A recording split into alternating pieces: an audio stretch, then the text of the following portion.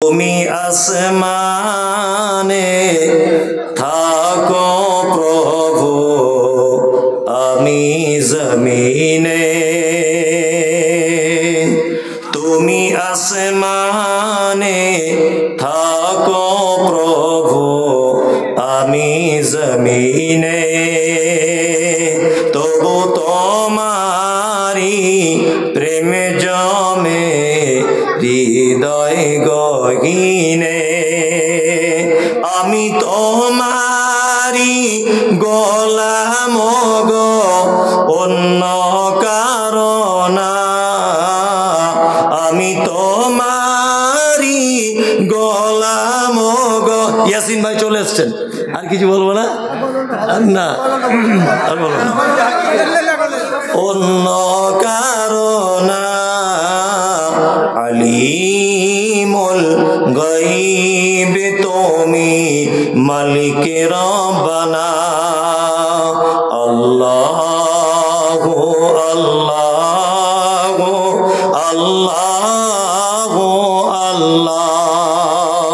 তুমি আসমানে থাকো প্রভু, আমি জমিনে। তবু তোমারি প্রেম জমে হৃদয় গহীনে।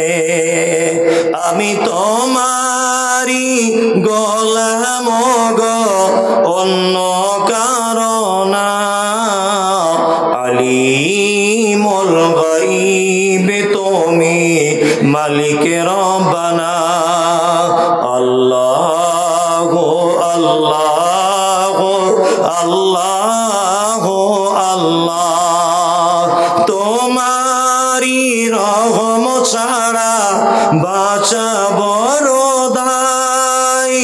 কঠিন দিনে কঠিন ক্ষণে বাঁচিয়ে রাখো গো আমায়।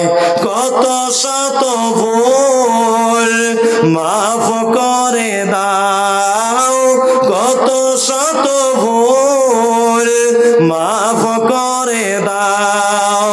জানা কি অজানা,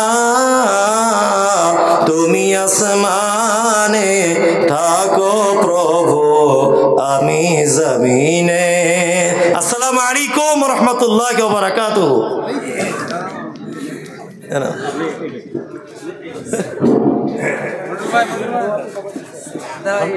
এবারে আপনাদের সম্মুখে সম্পাদকীয় প্রতিবেদন এবং কোষাধ্যক্ষ হিসাব পেশ করবেন। তারপরে মৌলানা ইয়াসিন সাহেব বক্তব্য রাখবেন, শেষ বক্তা।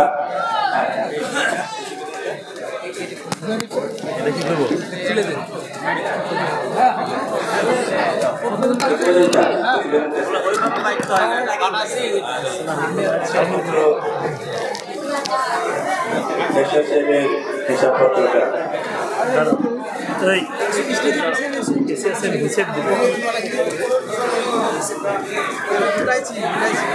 ওই মাইকটা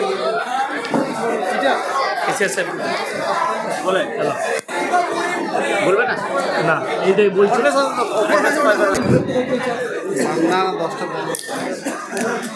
আসসালামু আলাইকুম। বেলডাঙ্গার মানুষ গরুর গোশ বেশি খায়, আওয়াজ কিন্তু কম। আসসালামু আলাইকুম। আলহামদুলিল্লাহি রাব্বিল আলামিন, ওয়াসসালাতু ওয়াসসালামু আলা রাসূলিহিল কারীম, আম্মা বা'দ। ফাউযু বিল্লাহি মিনাশ শাইতানির রাজীম, বিসমিল্লাহির রহমানির রহিম। ওয়াইলুল লিকুল্লি হুমাযাতিল লুমাযা আল্লাযী জামা'a মালান ওয়া আদ্দাদা ইয়াহসাবু আন্না মালাহু আখলাদা কাল্লা লায়ুনবাযান্না ফিল হুতামা ওয়া মা আদরাকা মাল হুতামা নারুল্লাহিল মুকাদা আল্লাতী তাত্তালিউ আলাল আফইদা ইন্নাহা আলাইহিম মুসাদা ফি আমাদিম মুমাদ্দাদা ওয়া ইলা মাদিয়ানা আখর ফাউজ বিল্লাহি মিনাশ শাইতানির রাজিম বিসমিল্লাহির রহমানির রহিম ওয়া ইযা লাকুল্লাযীনা আমানু ক্বালু আমান্না ওয়া ইযা খালাউ ইলা শায়াতিনিহিম ক্বালু ইন্না মাআকুম ইন্নামা নাহনু মুস্তাহজিউন আল্লাহু ইস্তাহজিউ বিহিম ওয়া ইয়ামুদ্দুহুম ফি তুগয়ানিহিম ইয়ামাহুন ইলা আখিরিল আয়াত খায়রুকুম মান তাআল্লামাল কুরআন আল্লামাহু কামা ক্বালা আলাইহিস সালাতু ওয়াত তাসলিম। মাননীয় শ্রদ্ধেয় জ্ঞানী গুণী মানী সম্মানী আজকের এই জলসার মাননীয় সভাপতি মহাশয়, শ্রদ্ধের উলামায়ে একরাম, হুফাজে একরাম এবং আমার জ্ঞানী গুণী মানী সম্মানী মাননীয় শ্রোতামণ্ডলী, পর্দার অন্তরালে পর্দা নসিব মায়েরা এবং বোনেরা, আল্লাহর বড় দয়া কৃপা ভালোবাসা আমাদের প্রতি, গোটা বিশ্বের প্রতি। সবাই আল্লাহ শুকর আদায় করে হৃদয় থেকে বলি আলহামদুলিল্লাহ। তারপরে পরে বিশ্ব নবী জানাবে মুহাম্মাদুর রাসূলুল্লাহ, সকলে বলুন সাল্লাল্লাহু আলাইহি ওয়াসাল্লাম। তিনার প্রতি শত কোটি দরুদ বর্ষিত হোক, বলুন আমিন সুম্মা আমিন। গুটি কয়েক কথা আলোচনা করব, আমরা সকলে আমল করব, বলুন ইনশাআল্লাহ। আমি একটু দেরি করেই ঢুকেছি, আমার দেরি কোনো দিন হয় না, আমি সব সময় তাড়াতাড়ি ঢোকার চেষ্টা করি। যাই হোক, আল্লাহ আমাকে উদ্ধার করে নিয়ে এসছে। আমি যখন 5:30টায় কাটুয়া ঘাটে ঢুকেছি, পুলিশ প্রশাসন এসে ঘাট ব্লক করে দিয়েছে। দুর্যোগের কারণে কোনো ঘাটে গাড়ি পার, মানুষ পার হবে না। আমি ওখান থেকে আবার 100 কিলোমিটার ঘুরলাম, সালার, কাঁদি, বহরমপুর হয়ে ঘুরে এলাম, ওই জন্য একটু দেরি হলো, তার জন্য আমি ক্ষমা প্রার্থী। আর আমার আগের বক্তা মুমতাজুল ভাই কি বলেছেন জানি না, অনেকক্ষণ বক্তব্য দিয়েছেন, গুরুত্বপূর্ণ কথা বলেছেন। আর দুর্যোগ আল্লাহর তরফ থেকে আসে, আর আল্লাহ যেটা করেন মঙ্গলের জন্য করেন। মাদ্রাসার যারা কমিটি আছেন, মাদ্রাসার সেক্রেটারি, ক্যাশিয়ার, গ্রামের মানুষ, গ্রামের মা বোন, যদি অনেকের মনে মনে হবে দুর্যোগটা আমাদের ক্ষতি করলে, তাহলে কিন্তু ঈমান কমজোর। আল্লাহর ওপরে ভরসা রাখতে হবে, আল্লাহ এর মধ্যেই কোনো মঙ্গল রেখেছে, এটার নাম হচ্ছে ঈমান। আপনার যদি এইটুকু দুর্যোগে মনে হয় যে আমাদের ক্ষতি হয়ে গেল, আল্লাহর দিন কে চালায়? কথা বলে না, রুজির মালিক কে? তাহলে মাদ্রাসাওয়ালাদিকে চিন্তা করতে হবে না, আল্লাহ ঠিক চালাবেন। আর যেটা প্রয়োজন আল্লাহ ঠিক মিটিয়ে দিবেন। আপনার এইটুকু দুর্যোগে আপনার কষ্ট মনে হচ্ছে, মেদিনীপুর, 2 24 পরগনা, উড়িষ্যা, যারা সমুদ্রবর্তী এলাকায় আছে তাদের কষ্টটা একটু অনুভব করুন। যাদের ঘর বাড়ি ভেঙে গেল, যারা মারাত্মক দুর্যোগের মধ্যে ডুবে আছে, সকাল থেকে বৃষ্টি আরম্ভ হয়েছে আমার বর্ধমানে। আমি ফোন করলাম খানা খাবার আগে, বলে এখনও বৃষ্টি চলছে, থামেনি একভাবে। হয়তো কাল সকালে আবার শুনতে পাবেন বাঁকুড়া, বর্ধমানের বহু বিস্তীর্ণ এলাকা আবার প্রবাল আপনার ভেসে গেছে বন্যায়, ওটা আমরা শুনতে পাবো। যাই হোক, আল্লাহ সকলকে হিফাজত করুক, বলুন আমিন। কোরআনে আছে ওয়া আনজালনা মিনাল মুসিরাতি মাআন সাজ্জাজা, আমি মেঘমালা থেকে ঘন ঘন বৃষ্টি বর্ষণ করি। লিনুখরিজা বিহি হাব্বা ওয়া নাবাতা, যার দ্বারা ধান, শস্যে, গম, আলু ইত্যাদি তোমরা উৎপন্ন করো। ওয়া জান্নাতিন আলফাফা, ফল ফ্রুটে ভরা বাগান। আমি কিন্তু এখনো জলসা শুরু করিনি, ভূমিকা টানছি। জলসা শুরু করলে বুঝতেই পারবে। আল্লাহ বৃষ্টি বর্ষণ দুটো দেয়, একটা রহমতের বৃষ্টি, একটা আযাবের বৃষ্টি। আযাবের বৃষ্টিটা কি আছে? আল্লাহ তাআলা নূহ নবীর কওমের কাছে আযাবের বৃষ্টি পাঠিয়েছিল। মানুষ যখন অতিরিক্ত পাপে লিপ্ত হয়, জিনা বেড়ে যায়, পাপ বেড়ে যায়, আল্লাহ মানুষকে দুটো ভয়ঙ্কর বিপদে ফেলে। এক হচ্ছে ভূমিকম্প, জালজালা। 2 নম্বর হচ্ছে বন্যা। নূহ নবীর ছেলে কিনান বলেছিল, হে আমার আব্বা, তুমি তোমার আল্লাহ আমাদিকে কি আযাব দেবে? বললে, তোমাদিকে মুষলধারার বৃষ্টি দিয়ে বন্যায় ডুবাবে। নূহ নবীর ছেলে বললে, তোমার আল্লাহকে বলে দাও, তোমার আল্লাহ যদি বৃষ্টি দেয়, বন্যা দেয়, আমি এত উঁচু জায়গায় আমরা চেপে যাব, তোমার আল্লাহর পানি পৌঁছাবে না। জোরে বলুন নাউজুবিল্লাহ। এত বড় চ্যালেঞ্জ আল্লাহকে। আর আল্লাহর কসম খেয়ে বলছি, আল্লাহকে যারা পৃথিবীতে চ্যালেঞ্জ করেছে, আল্লাহ তাদেরকে ধ্বংস করে দিয়েছে। পৃথিবীতেই তাদেরকে দেখিয়ে দিয়েছে যে আল্লাহর আযাব কত ভয়াবহ।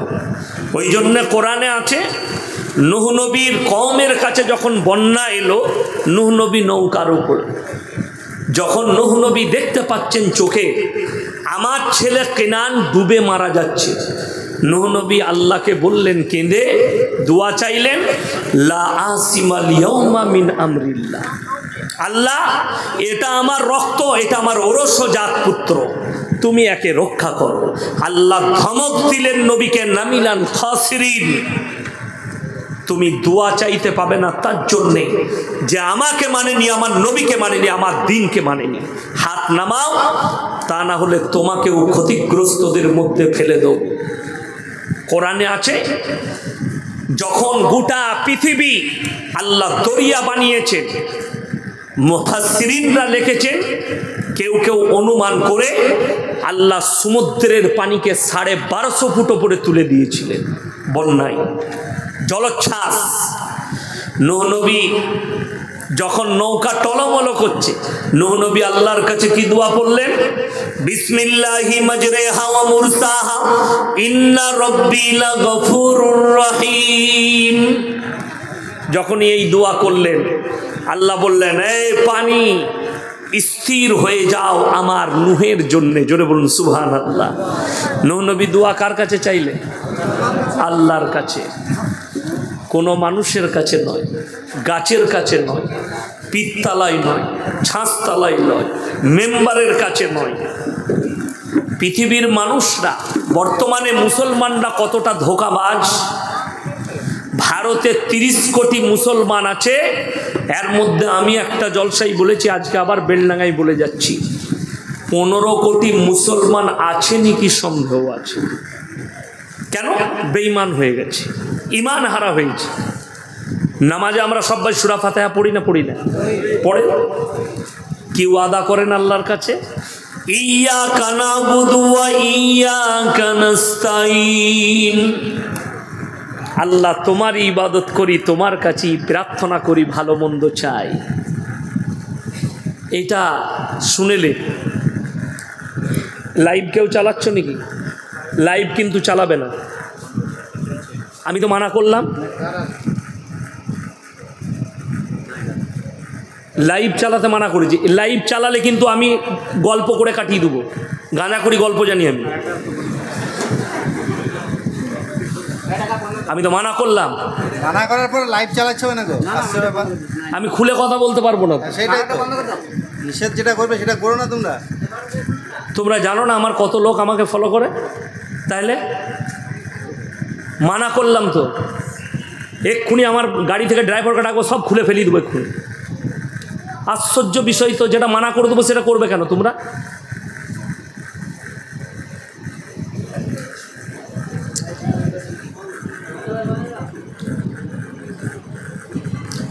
আমার ভাই, 15 কোটি মুসলমান আছে নাকি সন্দেহ? কেন বললাম বলে দিই। নামাজে আহলে হাদিস হোক, দেওবন্দি হোক, বেরেলি হোক, ফুরপুরা হোক, হড়হড়ে হোক, তালতালা হোক, বেলতালা হোক, খেজুরতলা হোক, যারাই নামাজ পড়ে তারা আল্লাহর কাছে প্রতি নামাজে ওয়াদা করে, করে না? করে না? যখন এই সূরা ফাতিহা পড়ে ওয়াদা হয় না? হয় না? ইয়্যাকা না'বুদু ওয়া ইয়্যাকা নাস্তাঈন, আল্লাহ তোমারই উপাসনা করি, তোমার কাছেই ভালো মন্দ চাই। তারপরে কি করে গাছতলা চলে এলো, তারপরে কি করে রওজা এলো, তারপরে কি করে ঢিপি এলো, তারপরে কি করে পীর আস্তানা এলো। বড় কষ্টের বিষয়। কালকের জলসা আমার হাটপাড়ায় ছিল, ক্যান্সেল হয়েছে, জলসা করতে পারেনি। আল্লাহর কৃপা এখানে হলো, নাহলে আমি আর বাড়ি যেতাম না, রাত্রে থাকতাম। কিন্তু আমি বাড়ি থেকে আসছি। পরশু আমি একবারই বর্ডারে জলসা করেছি, উত্তর দিনাজপুরে।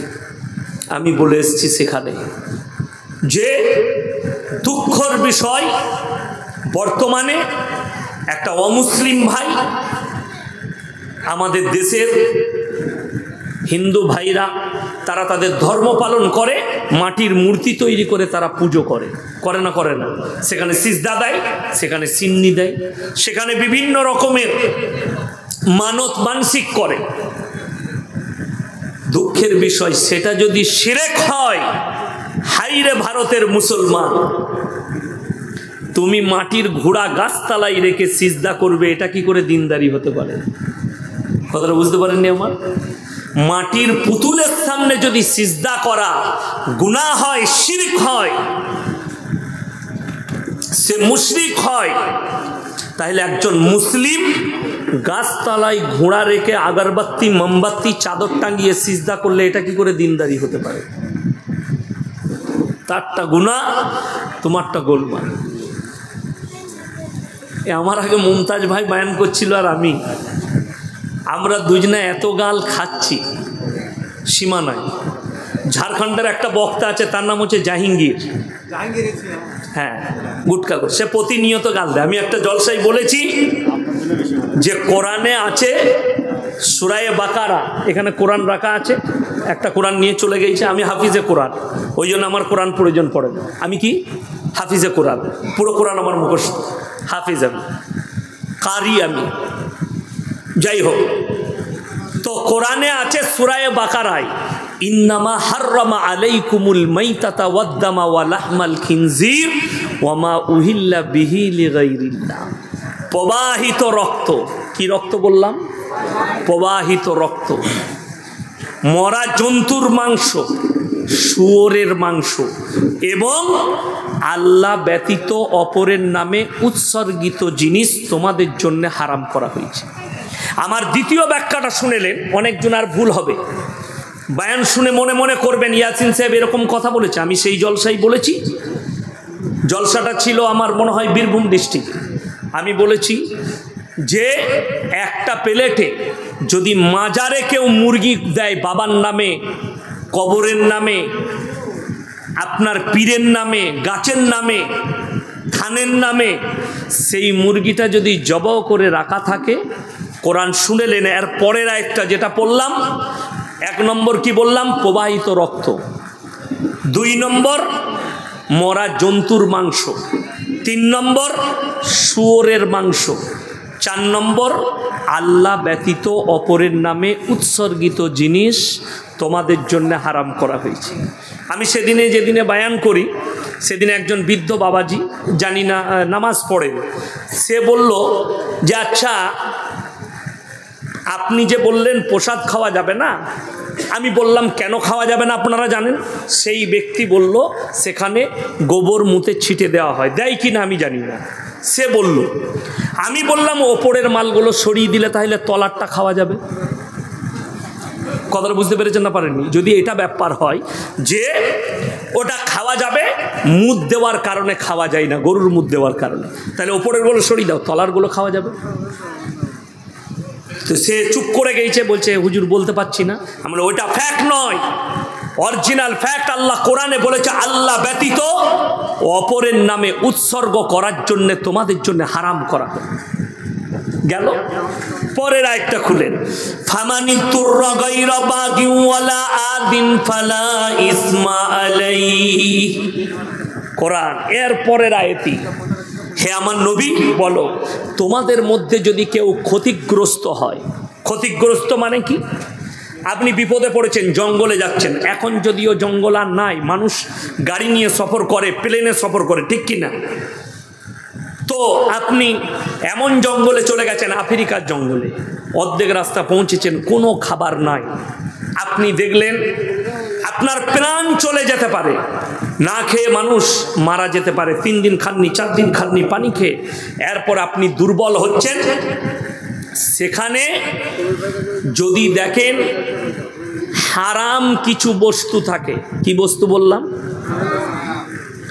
শুয়োরের মাংস হোক, আপনার হারাম বস্তুর মাংস হোক, আপনি অতটা খেতে পারবেন যতটা খেলে আপনার প্রাণ বেঁচে যাবে। কথাটা বুঝতে পেরেছেন না পারেন? এটা কোরআন শোনাচ্ছে আমি, খুলেন তফসির নিয়ে এসে দেখুন। এখন প্লেটে যদি মুফাসসিরিনরা বলছেন, বেশিরভাগ মুহাদ্দিস মুফাসসিরিনরা বলেছেন, একটা প্লেটে মাজারের পরা মুরগি জবাই করা মাংস যদি থাকে, সেখানে যদি জান বাঁচানো ফরজ হয় আর আপনার খাবারের প্রয়োজন পড়ে, আর একটা প্লেটে হারাম বস্তু থাকে, তাতে শুয়োরের মাংস হোক অন্য প্রাণীর হোক, জান বাঁচানোর জন্যে উত্তম হচ্ছে শুয়োরের মাংসটা 2 পিস খাওয়া যাবে, কিন্তু মাজারের পরা মুরগির মাংসটা খাওয়া যাবে না। কেন? ওটা ডবল হারাম। কথাটা বুঝতে পারেননি? এখন এই গুটকাখোর জাহাঙ্গীর ভাই বলছে জিলাপি হুজুর ওর পেটে ভাঁটা পড়বে আর কি, মাজারের পড়া মালগুলো ওকে দিবে না আর কেউ, ইয়াসিন বলছে বলে। সে বলছে আরে ইয়াসিন কোরআন হাদিস জানে না, মাজারে আমরা মুরগিগুলো নিয়ে যাই তো আল্লাহর নামেই জবাই হয়। আপনাদের এখানে বাড়িতে কুটুম আসে না? আসে না? আসে। আচ্ছা, মুরগি করেন না? করেন না? দেশি মুরগি করেন। আচ্ছা, কবরস্থানে করেন না বাড়িতে করেন? এই গুটকাখোরকে কে বুঝাবে? তো তোর যদি মুরগি করার দরকার তো মাজারে যাবি কেন? বাড়িতে কর। কথাটা বুঝতে পেরেছেন না পারেন? আল্লাহর নামে জব করতে গেলে তাহলে তো মাজারে যাওয়া লাগবে না, যদি আল্লাহর নামেই জব করছিস। কিন্তু তা নয়, আপনি দেখতে পাবেন বেলডাঙ্গাতেই পাবেন, আমি বলবো না, জায়গার নাম বলবো না, নাহলে খুব ভয় লাগে। বেলডাঙ্গা তো কসাইখানায় ভরে দিবে নাকি ভয়। হ্যাঁ, একটা ছেলে ফোন করেছে, কি বুঝলেন, হোয়াটসঅ্যাপে লিখেছে, তো খালি মুর্শিদাবাদে এসে দেখা তো। আমি তাকে আজকেও লিখেছি যে আমি আজকে বেলডাঙ্গায় যাচ্ছি, আয় তো। আমি বললাম বেলডাঙ্গায় যাচ্ছি, চলে আয়, অসুবিধা নাই, তোকে কেউ মারবে না, তো খালি স্টেজে আসবি। বড় কষ্ট লাগে, দুঃখ লাগে, হক কথা বললে গায়ে লাগে। আমার ভাই, মুরগিটা যদি আল্লাহর নামে জবহ করা হয়, মাজারে নিয়ে যাওয়ার সওয়ালই আসে না। আপনি খুঁজলেন, আমার ছেলে মাধ্যমিকে ফার্স্ট হয়েছে, আমি একটা পাথর চাবড়ি দাতা বাবার নামে ছাগল দেবো। ও দাতা বাবার নাম বলছে, আর তুই জাহাঙ্গীর গুটকাখোর বলছিস যে আল্লাহর নামে। কথাটা বুঝতে পেরেছেন না পারেননি? যতজন নিয়ত করে মাজারে যায়। আচ্ছা বলুন আমার ভাই, খুব সুন্দরভাবে বুঝবেন একটা কথা, শিরিক কিরকম হয়, সূক্ষ্ম। আচ্ছা, ছাগলটা যদি আল্লাহর নামে জবাই হয়, তাহলে তার সমস্ত ঠ্যাং, মাথা, সিগমে এগুলো কোনোদিন ডাক হবে? কথা বলে না? এগুলো কি ডাক করা হবে, বিক্রি হবে? আরে গুটকাখোর জাহাঙ্গীর, ভালো করে শোন, পাথর চাবড়িতে নয়, যতগুলো মাজারে ছাগল আর মুরগি পড়ে সন্ধ্যাবেলায় ডাক হয়। ওগুলো পাথর চাবড়িতে যতগুলো ছাগল মুরগি পড়ে, তার মাথাগুলো পাগুলো ডাক হয়। আর টাকাটা যায় কোথায়? মমতা খালার ফান্ডে যায়, বাবার ফান্ডে নয়। অনেকজন গাড়ির ওপরে লিখে রেখেছে, আপনি মুর্শিদাবাদেই দেখতে পাবেন, কি দাতা বাবার দান। এর থেকে বড় শিরিক আর কিছু নেই। কথাটা বুঝতে পেরেছেন না পারেন? দেনেওয়ালাকে আল্লাহ লিখেছে, দাতা বাবা না। অনেকজন লিখে রেখে দিয়েছে গাড়িতে, KGN, খাজায়ে গরিব নওয়াজ। শিরকের বড় শিরক। আমাদের এলাকায় একজন গাড়ি কিনেছে, আমি বললাম লরি কিনলে মিষ্টি খাওয়াও, মাদ্রাসার তালবিলিম দিকে আমাদিকে। না না, পাথর চাবড়িতে নিয়ত করেছি ছাগল নিয়ে ধোয়াতে যাব। গিয়ে খানা করেছে বাবার নামে ছাগল দিয়ে, গাড়িটাকে গা ধোয়াইছে পাথর চাবড়ির পুকুরে নিয়ে আসছিল, ঠিক ইলেম বাজারের কাছে মাল অ্যাক্সিডেন্ট করে ফেলেছে। আমি তাহলে বাবাকে ভালো করে টাকা দিই না, ওই জন্যে গোলমাল। বড় দুঃখের বিষয়, এইরকম ভাবে শিরকের ওপরে ডুবে ভারতের 15 থেকে 20 কোটি মুসলমান শিরক আর বেদাতে ডুবে আছে। আল্লাহ বাদ দিয়ে তার সৃষ্টির ওপরে বিশ্বাস, আল্লাহ বাদ দিয়ে তার বস্তুর ওপরে বিশ্বাস। আমার ভাই, ঝড় দিলে যে গাছটা ভেঙে পড়ে যাবে, আপনি কেমন করে সেই গাছটা ওপরে বিশ্বাস রাখছেন আল্লাহকে বাদ দিয়ে। যে গাছটা, যে মাটিটা পানি হলে মিটে যাবে, যে কবরবালার হিম্মত নাই, কবরে যিনি শুয়ে আছেন সে উঠে তোমার সাথে কথা বলে, তুমি কেমন করে বলো? আমার ভাই যারা আমাকে গালি দিচ্ছেন, আমি এখানে দলিল পেশ করে দেবো, আপনি অবাক হয়ে যাবেন। অনেক মানুষ উর্দু বুঝেন না, তাই আজকে ভারতে ইসলামকে টোল করা হচ্ছে এই সমস্ত নালায়েক হুজুরদের জন্য। আমি একটা জলসায় বলেছি, আজকে যদি খাজা মঈনুদ্দিন চিশতি রহমতুল্লাহ আলাইহি জীবিত থাকতেন এদেরকে কাফের বলে ফতোয়া দিত। আজকে যদি আব্দুল কাদের জিলানী রহমতুল্লাহ আলাইহি জীবিত থাকতেন এদেরকে কাফের বলে ফতোয়া দিত। কেন? এরা যে কথাগুলো বলছে ইসলামকে টোল করা হচ্ছে। উত্তরপ্রদেশের ইউপির একটা অমুসলিম ছেলে একটা বক্তার বয়ানকে নিয়ে ইসলামকে টোল করেছে। কি টোল করেছে? আরে মুসলমান कहता है कि हमारा धर्म काल्पनिक है, গল্প। लेकिन जरा मुसलमान का सुन लो, কি শুনিয়েছে? বক্তা বয়ান করছে উত্তরপ্রদেশে উর্দুতে। কি বয়ান? मेरे भाई अब्दुल कादिर जिलानी रहमतुल्लाह अलैह तो वो थे, इतने बड़े पीर थे कि उनके खानका में जो कुत्ता रहता था, की बोललाम कुत्ता माने की कुकुर, उसके खानके में जो कुत्ता रहता था वो पूरे दुनिया के सारे पीरों से अफजल है। जो बोलूं नाउज़ुबिल्लाह। गुटखाखोर, জাহিলে মুতলাক, জাহিলে মুরাক্কাব, কুকুর কখনো মানুষের থেকে উত্তম হয়? কথা বলেন কি? উত্তম হবে? হবে না। 24 পরগনার এক বক্তা, অল্প বয়সী ছেলে, তাকে যখন ধরেছি যে ভাই এই বায়ানটা করলে কোথা থেকে, হুগলি ডিস্ট্রিক্টে ধরেছি আমি স্টেজে গিয়ে। আমি আপনি যেটা বললেন এটা কোথায় আছে? হাদিসে, কোরআনে, কোনো বড় আলেমের লেখা কিতাবে? সে বলছে হুজুর শুনে। আমি তো সুনা মৌলবি, পড়া মৌলবি লস।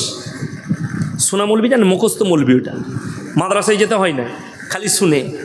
আর আমাদের দেশের একটা খুব ভালো বাজার, কেউ যদি কানে হাত দিয়ে সুর করতে পারে, মায়েরা বাবেরা বলে বিরাট বক্তাবে, মেয়েরা বলবে দারুণ বক্তালো, কি গলা, বুঝলি কিলো, বলে বুঝিনি কিছু, খালি গলাটা ভালো। এই করে সমাজটাকে অর্ধেক শেষ করে দিল এরা।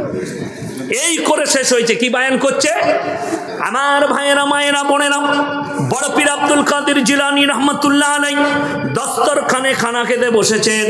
তিনি খানা খাচ্ছেন, তেনার দস্তরখানে তেনার মুরিদ তাকে মুরগির মাংস দিয়েছে, দেশি মুরগি। আমাকে ভাই খাসির মাংস খাওয়ালো, গরুর মাংস খাওয়ালো, কি বুঝলে? খেলাম। আচ্ছা, আমি যে ছাগলের মাংসটা খেয়েছি, আমি যদি বলি আমি ইয়াসিন মৌলবি শওকত সাহেবের ছেলে, আমি এত বড় অলি, ওই ছাগলটা মাংসটা খাওয়ার পরে ছাগলটাকে আবার বাঁচিয়ে দেবো, জীবিত করব, তা আমাকে জিলাপি হুজুর বলবেন না, গুটকা করবো? বড় কষ্ট লাগে। কি বলছে শুনে নেন। বড় পীর আব্দুল কাদের জিলানী, আমার বাবাজিরা, মায়েরা, বোনেরা, তিনি খাচ্ছেন। তিনার মুরিদ জিজ্ঞেস করলেন, বাবা আপনি এই দেশি মুরগিটা কেন খাচ্ছেন জান মেরে? বড় পীর বললেন, হে বাবা, আমি যে মুরগিটা খাচ্ছি, আমি বড় পীর ওই মুরগিটাকে জীবিত করার ক্ষমতা রাখি। জোরে বলুন নাউজুবিল্লাহ। এত বড় বেহুরমতি কথা। এই কথা যদি বড় পীর আব্দুল কাদের জিলানী লেকে যায়, কেউ দেখাতে পারে পৃথিবীর কোনো মৌলবি, আমি ইয়াসিন জীবনে আর সমাজের বুকে বক্তব্য দেব না। এটা পুরো বানানো এবং মিথ্যা কথা। আপনারা বলুন, আল্লাহর কাছে রসুলের মর্যাদা বেশি না বড় পীরের? কথা বলে না এরা? রসুলের মর্যাদা বেশি। এখানে আলেমরা বসে আছেন, আমি চ্যালেঞ্জ ছুড়ে যাচ্ছি, গোটা বেলডাঙ্গায় এত বড় বড় মাদ্রাসা আছে, এতগুলো আলেম আছে, গোটা বেলডাঙ্গা থানায় আমি কালকে আবার আসছি, কোনো মৌলবি যদি একটা হাদিস দেখাতে পারে যে নবীজি সাল্লাল্লাহু আলাইহি সাল্লাম দুম্বার মাংস খেলেন, দুম্বাকে জীবিত করলেন, নবীজি সাল্লাল্লাহু আলাইহি সাল্লাম বকরির মাংস খেলেন, বকরিকে জীবিত করলেন, নবীজি সাল্লাল্লাহু আলাইহি সাল্লাম উটের মাংস খেলেন, উটটাকে জীবিত করলেন, একটা হাদিস দেখালে আমি জীবনে আর বক্তব্য দেব না। একটা হাদিস দেখান। কেন? এরকম হাদিস নেই। এই খবিসের জানা নেই, এই জাহিলে মুরাক্কাবের জানা নেই, বড় পীরের নামে তুমি মিথ্যাচার করছো। শুনেলেন, আল্লাহ তাআলা এমন একটা মানুষকে এই শক্তি দিবে। কে দিবেন? আল্লাহ রাব্বুল আলামিন। কেন? পৃথিবীর মুসলমানের ইমানি পরীক্ষার জন্য আল্লাহ শক্তি দিবেন। কি পরীক্ষার জন্য বললাম? ইমানি শক্তি পরীক্ষার জন্য। কাকে? দাজ্জালকে দেওয়া হবে। দাজ্জালকে আল্লাহ ক্ষমতা দিবেন, মেঘ থাকবে না, বৃষ্টি বর্ষণ করে দেখাবে, মৃত মানুষকে জীবিত করে দেখাবে। কে? দাজ্জাল। তখন বহু মানুষ ঈমান হারা হবে, বহু মানুষের ঈমান হারাবে। কিন্তু যারা মুমিন হবে তারা দাজ্জালের এই জাদুকে কখনো মেনে নিবে না। যারা মানবে না তারাই কিন্তু জান্নাতি, যারা মাথা নত করে মেনে নিবে তারাই কিন্তু জাহান্নামে যাবে। কেন জানেন? এখন বহু মুসলমান ঈমান হারাচ্ছে। কার জন্যে? বাগেশ্বর ধাম বাবা কুণ্ডলি বলে দিচ্ছে মানুষের, অনেক কিছু বলে দিচ্ছে। আমার ভাই বড় কষ্ট লাগে। একজন আমাকে বলছে যে আরে মুসলমান তোমরা গায়ের গোশত খাও, গরুর গোশত খাও, गाय हमारा माता है। हमने बराबर है। আমাকে বলছে गाय का दूध पीते कि नहीं? हमने पीता हूँ। बोले फिर तुम गाय का दूध पीते हो, फिर उसको जबह करके खा ले तो उसका गोश्त, ये गलत बात है। हम गाय को माता कहते हैं, इसीलिए गाय का दूध पीते हैं और गाय को नहीं खाते। আমাকে বলছে ভাই आप अपने माँ को जबह करके खाएंगे। আমরা মায়ের দুধ পান করি না? করি না। আচ্ছা মাকে জবাই করে খাওয়া যাবে? খাই? আমরা খাই না। সে মনে মনে করলে হুজুরকে আচ্ছা ফাঁসিয়েছি, মৌলবি ফেঁসেছে। আমাকে बोलले आप माँ का दूध पीते हैं लेकिन अपने माँ को क्यों नहीं खाते? আমি তাকে বললাম दोस्त मेरे ऊपर गुस्सा मत होना। बोले क्यों भाई? আমরা আমার উপরে রাগ করো না। আমি একটা খালি উত্তর দেবো। বলে কি? আমরা আমি তোমার ধর্মকে ঠেস পৌঁছাতে চাই না। আমি বললাম তোমরা গরুর মুত খাও না? খাও না? বলে খাই। গায়ের মুত খাও? বলে হ্যাঁ। গায়ের গোবর? গোবর খায়। আমি বললাম আরে গোবরখোর মুতখোর, তুমি যদি গায়কে মা বলো আর তার যদি মুত আর গোবর খাও তো তোর মায়ের মুত আর গু খায় না কেন? কথাটা বুঝতে পেরেছেন না পারেনি? সে বললে তখন আমাকে উড়িষ্যায় ঘর ছেলেটা আমার বয়ান শুনে হয়তো আমাকে মা বোন তুলে ফোনটা কেটে দিল। আমি বললাম তোমারা দম यहीं तक है, आगे नहीं। কলকাতায় একটা মেয়ে লাপাচ্ছে, তার নাম হচ্ছে নাজিয়া ইলাই খান, হারামের औलाद।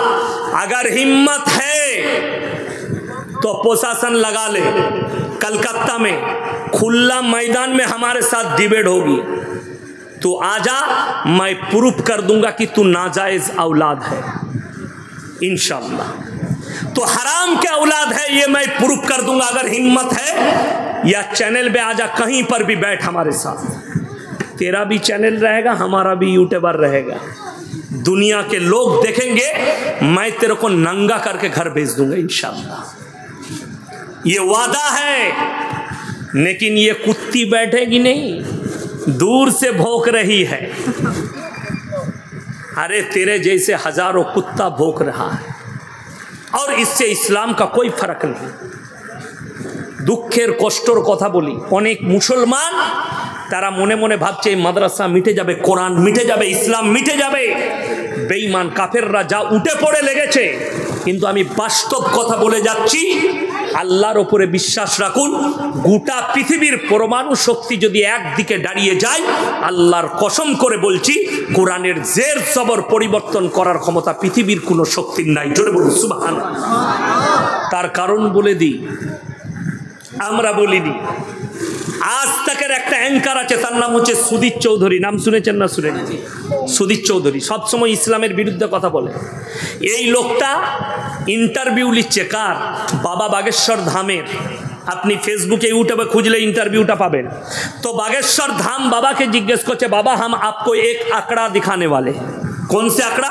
बोले हिंदुस्तान के 2015 से 2021 तक दूसरे धर्म से लोग इस्लाम में कितने दाखिल हुए, इस्लाम को कितना लोगों ने अपनाया, और दूसरे धर्म के लोग सनातन को कितना अपनाया।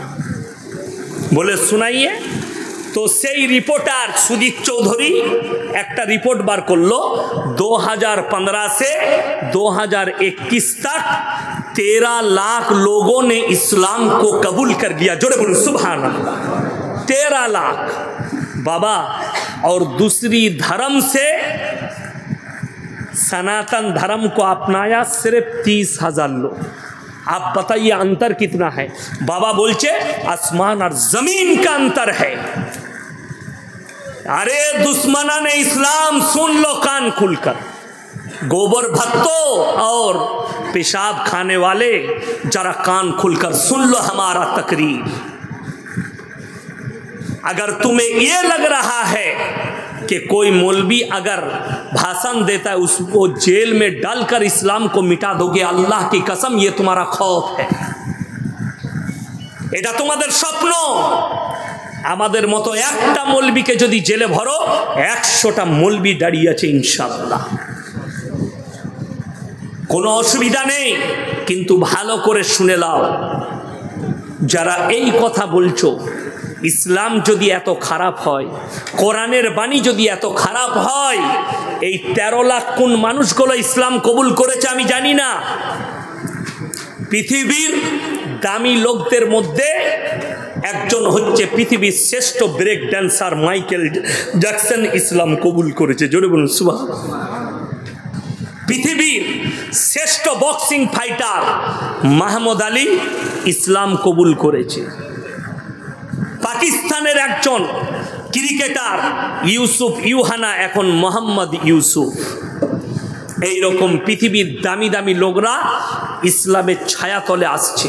আল্লাহ রসুল সাল্লাল্লাহু আলাইহি সাল্লামের হাদিস, হে আমার সাহাবীরা শোনো, যখন ইমাম মেহেদী যোদ্ধা যখন যুদ্ধ করতে লাগবে, আল আকসাই যখন ঝান্ডা গাড়বে, তুমি দেখতে পাবে পৃথিবীর দলে দলে বেঈমান কাফেররা ইসলামের ছায়াতলে আসছে। জোরে বলুন সুবহানাল্লাহ।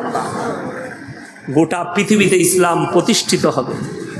আমার ভাই, আজকে কোরআনের প্রতি আপনার অনীহা, ইসলামের প্রতি আপনার অনীহা, মাদ্রাসার প্রতি আপনার অনীহা, অবাক হবেন কোনো মৌলবি আজ পর্যন্ত বয়ান করেনি, কোনো মৌলবি, যে আপনার ছেলেকে আপনি স্কুলে পড়াবেন না, আপনার ছেলেকে মাস্টার করবেন না, আপনার ছেলেকে ডাক্তার করবেন না, আপনার ছেলেকে প্রফেসর করবেন না।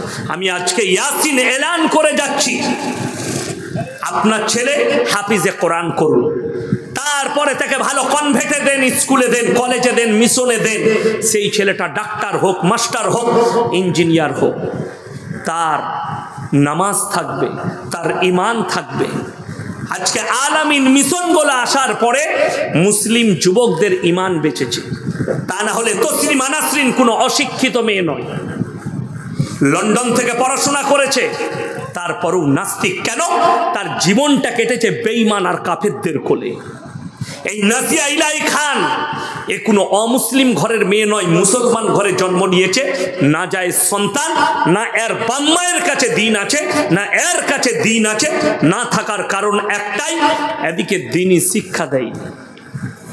আমার এক বন্ধু, আমার থেকে বয়সে বড়, আমার থেকে সিনিয়র ইঞ্জিনিয়ার, আমার এলাকায় বাড়ি।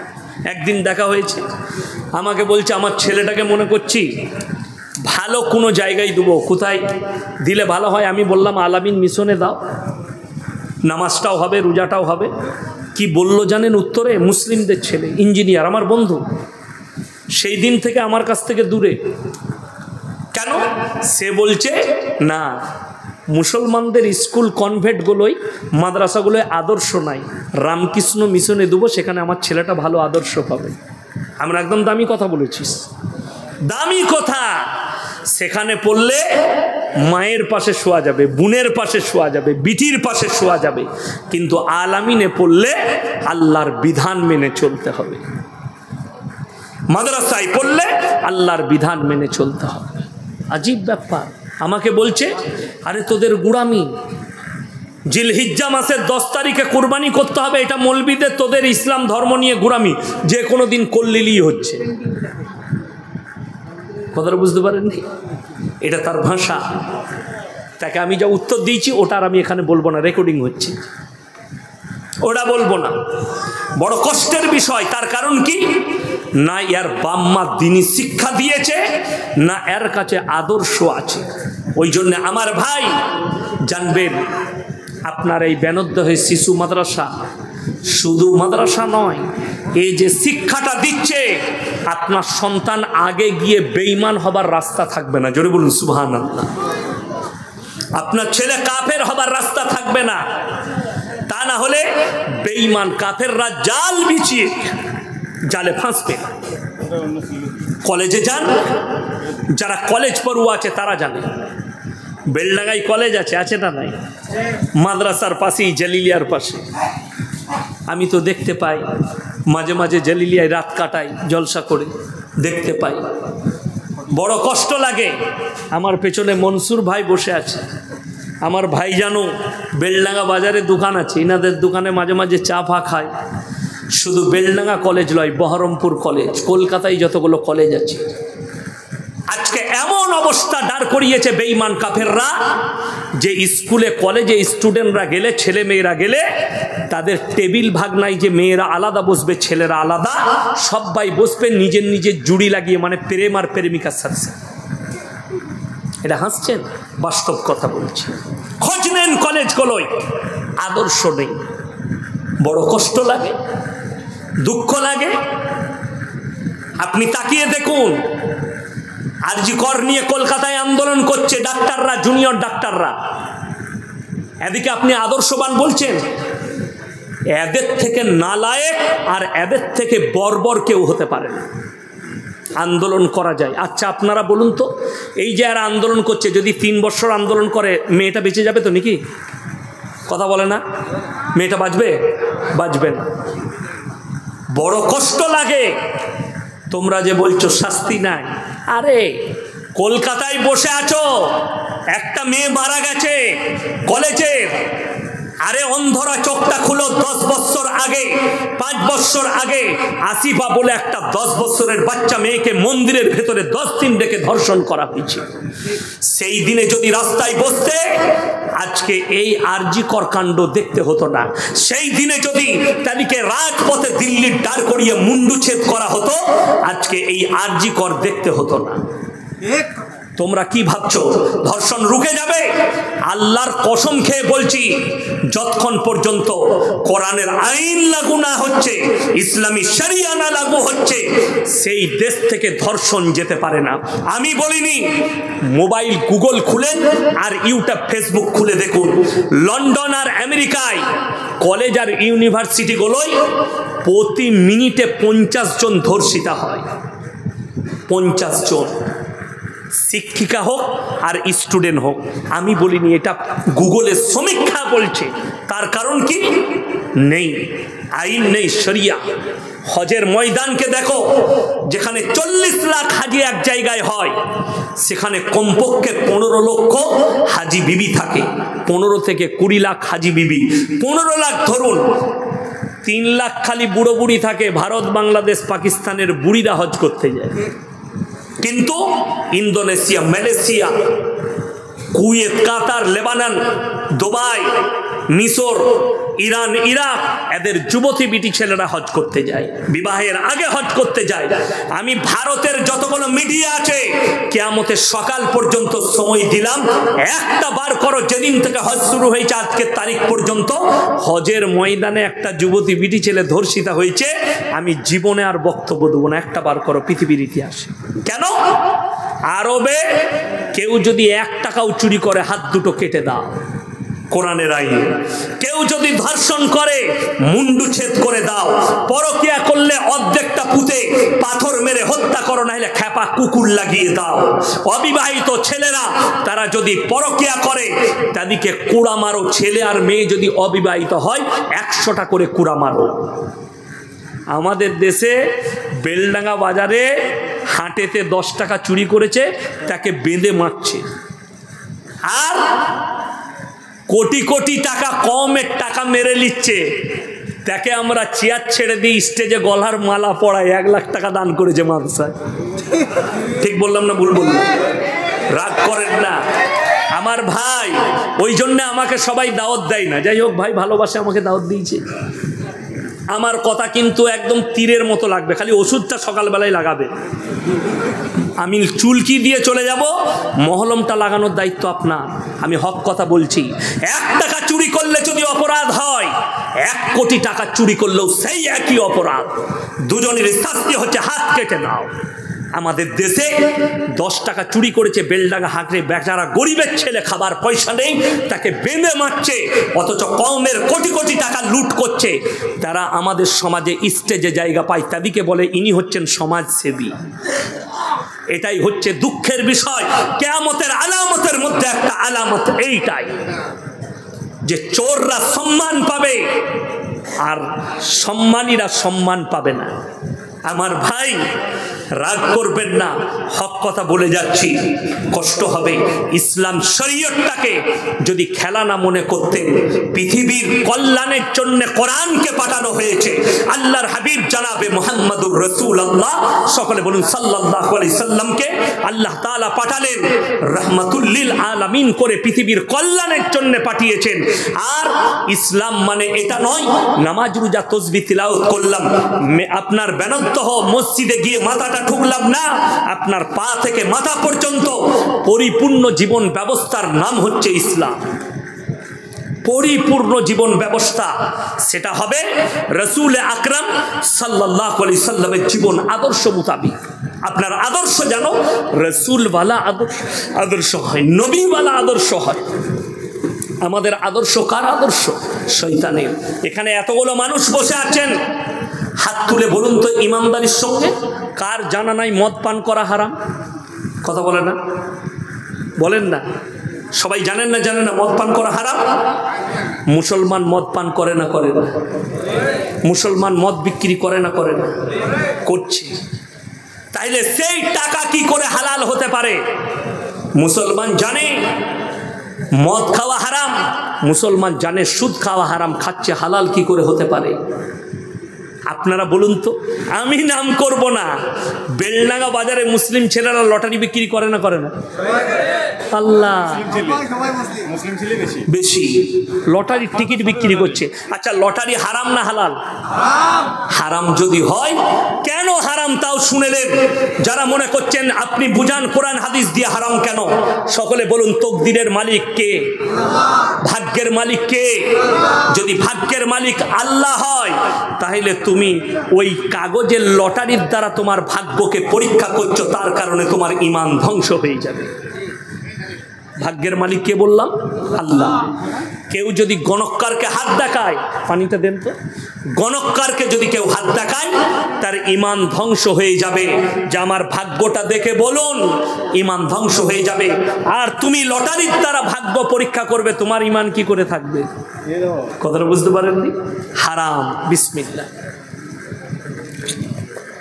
মুসলমান লটারি কাটছে, লটারি বেচছে হালাল মনে করে, তার ইনকাম হারাম। আচ্ছা বলুন, শরীরের কোনো অংশ বিক্রি করা জায়েজ আছে? কথা বলে না, বিক্রি করা জায়েজ নাই। চুল বিক্রি করা কি হারাম? এই বেলডাঙ্গার লোককে বলে দিলে আমাকে আর দাওয়াত দিবে না, তাই না? চুল যদি বিক্রি করা হারাম হয়, চুলের পয়সা কি করে হালাল হতে পারে? চুলের ব্যবসা কি করে হালাল হতে পারে? কেন বলছি শুনে রেখে দেন। যদি মনে মনে করেন ইয়াসিন সাহেবের মাদ্রাসায় আমি পয়সা দিয়ে দিবেন না, প্রয়োজন নাই, প্রয়োজন নেই। আপনি যদি মনে করেন আমার টাকার দ্বারা মাদ্রাসা চলে, তো আপনার থেকে বড় মূর্খ কেউ নেই। আল্লাহর তরফ থেকে মাদ্রাসা চলে, আল্লাহর কুদরতে চলে, আল্লাহ দিন আল্লাহ চালাচ্ছে। এই মাদ্রাসায় 16 লাখ টাকায় শুধু খরচা, মাদ্রাসার বিল্ডিং আছে, তালবিলিম আছে, ছাত্র আছে, শিক্ষক আছে, আদার্স কত খরচা আপনি জানেন না। শুনিয়ে দিল 16 লাখ কত হাজার শোনালো আমি জানি না মাদ্রাসার খরচ, কিন্তু ব্যাংকে কত জমা আছে? 21 লাখ কত। আল্লাহর কসম করে বলছে এটা আল্লাহর তরফ থেকে, আপনি দিয়েছেন তা নয়, দিয়েছেন আপনি। আর আপনার পকেট থেকে বার করার দায়িত্ব কার? আল্লাহর। আপনার হৃদয়কে দিয়ে বার করিয়েছেন আল্লাহ। তাতে আপনি যদি মনে করেন হ্যাঁ যে ভাই আমার হারামের টাকা দেবো না, আলহামদুলিল্লাহ, দিও না। কে বলেছে তোমাকে দিতে? তুমি দিলে হালাল টাকাই দিও মাদ্রাসা মসজিদে, কিন্তু হারাম টাকা হালাল বলার ক্ষমতা আমার নেই। যে মৌলবি বলবে কিয়ামতের দিনে পাকড়াও হয়ে যাবে, আল্লাহ পাকড়াও করবেন। সুদকে যে মৌলবি হালাল করতে চাইবে সে মৌলবি পাকড়াও করবেন। কোরআনে আছে ওয়াহাল্লাল্লাহুল বাইয়া ওয়া হাররামার রিবা, আমি ব্যবসাকে হালাল করেছি আর সুদকে হারাম করেছি। ব্যবসা হচ্ছে নবীজির সুন্নত, ব্যবসা হালাল, ব্যবসায় আল্লাহ বরকত দিয়েছে। আজকে জানেন আমাদের সমাজে অনেক মানুষ চায়ের দোকানে কি বলা বলি করে, আরে ইয়াসিন ভাই এত হক কথা বলে, আমাদের ইমাম তো বলতে পারে না কেন বে? চায়ের দোকানে আলিফের দোকানে গল্প করছে, এই হুজুর তো হক কথা বলে, আমাদের ইমাম এরকম বলতে পারে না। তো ইমাম তো বললে ইমামকে তাড়িয়ে দিবি বে, কথা বুঝতে পারেননি? ইমাম যদি সুদের বায়ান করে সকালবেলায় বলবো ঘর চলে যাও, ইমাম যদি হারাম হালালের বায়ান করে যাদের গায়ে লাগবে ঘর চলে যাও। শুনেলেন? যদি এখানে কোনো ইমাম সাহেব ভাই থাকেন, কিংবা আমার বক্তব্য যারা ইউটিউবের মাধ্যমে যে ইমামরা, যে মৌলবীরা শুনেন, আমি অনুরোধ করে বলে যাচ্ছি, হে আমার ইমাম সাহেব ভাইরা, ব্যবসা হচ্ছে নবীজির সুন্নত, ব্যবসা হচ্ছে হালাল। তোমরা ইমামতির পাশে পাশে ব্যবসা করো। যেদিনে তোমার ব্যবসায় তুমি ভালো রকম টাকা লাভ করবে, মাসে যখন তোমার পকেটে 30,000 টাকা আসবে, তুমি জুম্মায় দাঁড়িয়ে খুতবা দিলে বুক ফুলিয়ে দিবে। কথাটা বুঝতে পারেননি? যদি মতোয়ালি বলে এই সব বায়ান তো চলবে না, তাইলে তুই বুঝেলে আমি আসছি, আমার তো 30,000 টাকা মাসে রোজগার আছে। কথাটা বুঝতে পেরেছেন না পারেননি? আমাকে যদি এখন বলেন ব্যানার্দ হয়ে এত কড়া কথা বলবেন না, আমার গাড়ি রেডি হয়ে আছে, চাপবো, পালিয়ে যাবো, আবার কালকে হাটপাড়া হবো, এই কথাগুলোই বলবো। তুমি লিবে না লিবে তুমি বুঝেলো, আমি এইগুলোই বলবো, তোমার গায়ে লাগুক। তুমি হালাল হারাম ছিল না, আজকে বেঈমান কাফেররা ওই জন্য সুযোগ পেয়েছে। আজকে দেখে দেন, আপনার জানা নেই আমার ভাই, কিয়ামত যখন কাছে আসবে, গোটা সমাজে হারাম আওলাদে ভরে যাবে। আপনি অনুভব করতে পারবেন না বেঈমান কাফেররা কিভাবে আপনার আমার বাড়িতে হারাম সন্তানগুলো পৌঁছাবে। তাদের একটা মিশন শুরু হয়েছে, সেই মিশনটা প্রথমেই শোনালাম কি, কলেজের ভেতরে রিলেশনশিপ, ছেলে মেয়ে প্রেম প্রেমিকা। আমি 3 দিন আগে মোবাইলে দেখলাম একজন দামি ফুটবলার, যদিও আমি এখানে ইউটিউব চলছে নামটা করব না, রেকর্ডিং হচ্ছে, কিন্তু ফেসবুক খুললেই পেয়ে যাবেন। সেই ফুটবলার একটা মেয়ের সঙ্গে রিলেশনশিপে ছিল, যদিও আমাদের দেশের নয়, বাইরের দেশে রিলেশনশিপে ছিল। মেয়েটা এখন প্রেগনেন্ট। ফেসবুকে মেয়েটা নিজে যে প্রেগনেন্ট সেই ফটোটা পোস্ট করেছে। এই প্লেয়ারটা লিখেছে এটা আমার বাচ্চা, এবং তার নামটাও সে ঠিক করে ফেলেছে।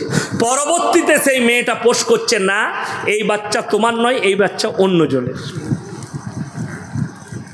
ছেলের পরিচয় মায়ের থেকে বাপ ভালো জানবে, কথা বলে না? ছেলের পরিচয় কে জানবে?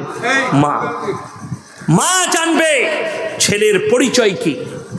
সেই মেয়ে বলছে বাচ্চা তোমার নয়, তুমি যখন আমার সঙ্গে বিচ্ছেদ করো, তারপরে আমি একটা অন্য ছেলের সঙ্গে রিলেশন করি, তার সঙ্গে আমার মিলামিশা হয়, তারই বাচ্চা, তোমার বাচ্চা হয়নি। নাউজবিল্লাহ বলেন। বিয়ে কিন্তু করেনি, তার আগেই বাচ্চা হয়ে যাবে। আগে আমাদের দাদরা, আমাদের বাপ চাচারা আমাদেরকে কি বলে রাগাতো, যারা মজাকদার হতো, বে তোর বাপের বিয়ে দেখেছিস, বলতো না? বলতো না? বলতো। আর আমরা বাড়িতে গিয়ে মাকে বলতাম, বাড়ি থেকে বলতাম, আমাকে রাগাচ্ছিল দাদি, বলছিল তোর বাপের বিয়ে দেখেছিস, এটা বলে মজাকদাররা রাগাতো। এখন কিন্তু সত্যিকারই ছেলেরা বাপের বিয়ে দেখছে। আপনারা হাসছেন। দামি লোক দিয়েগো মারাদোনা, ফুটবল সম্রাট, তার 9 বছরের মেয়েকে নিয়ে তার মাকে বিয়ে করতে গেছে, রিলেশনশিপ, আগে ছেলে হয়ে গেছে। গুগল খুলেন দেখতে পেয়ে যাবেন। লিওনেল মেসি আর্জেন্টিনার একজন দামি ফুটবলার, তার 3 বছরের বাচ্চাকে নিয়ে তার মাকে বিয়ে করতে গেছে, 3 না 5 বছরের হবে, গুগল খুলে পেয়ে যাবে। 5 বছরের মেয়েকে নিয়ে তার মাকে, মানে বিয়ে আগে হয়ে গেছে, এই ছেলে আগে হয়েছে পরে বিয়ে। বেঈমান কাফেররা, আপনারা বলুন, শুনেলেন বেঈমান কাফেররা কিভাবে ইমানকে ধ্বংস করবে। এখনো ভারতে আইন পাস হয় নাই, তবে খুব তাড়াতাড়ি 30 সালের মধ্যে হয়ে যাবে। 30 সালের মধ্যে পাস হবে, সুপ্রিম কোর্ট পাস করাবে না করাবে না আমি সেটাও জানি না, তবে হবার সম্ভাবনা বেশি। যখন সমকামী পাস হয়ে গেছে ভারতের মাটিতে, সমকামী যখন লিগেল হয়ে গেছে, পরকীয়া যখন সরকার পরকীয়াকে লিগেল করে দিয়েছে, এরপর এটা পাস হতে কতক্ষণ। আজকে যে আমি এসছি, আমাকে যদি জিজ্ঞেস করেন আপনি কে, আমার বাপের নাম বলবো না মায়ের বাবা, বাপের। আমি যদি শামীম ভাইকে জিজ্ঞেস করি, কিংবা আমাদের মাস্টার ভাইকে, কিংবা আমার ভাইজানকে জিজ্ঞেস করি, মনসুর ভাইকে, যে আপনার পরিচয় কি, বাপের বলবে না মায়ের নাম বলবে? বাপ যদি মারা যায় তাও বলবে আমি মৃত অমুকের ছেলে, ঠিক কিনা? বাপ মারা গেল কেন? আল্লাহ রাব্বুল আলামিন মানুষের পরিচয় দিয়েছে বাপের দ্বারা। জোরে বলুন সুবহানাল্লাহ। আপনাদের এখানে ছাগল আছে না নাই?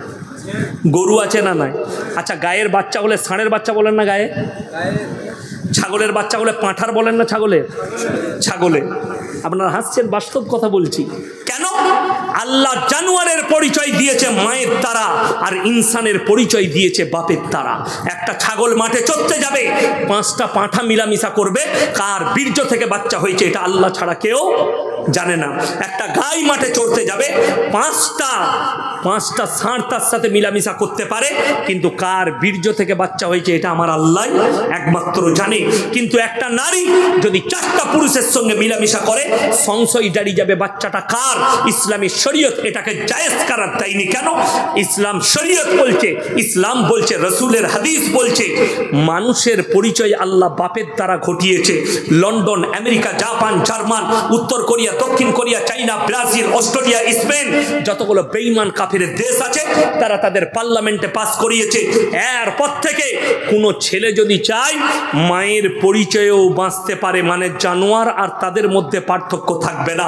তার মানে এটা নয় যে বাপ মরে গেছে যে মায়ের পরিচয় না, বা মা বিয়েই করবে না, কারোর সঙ্গে মিলামিশা করবে, বাচ্চাটা হবে, সে মায়ের পরিচয়ে থাকবে, হারাম আওলাদ।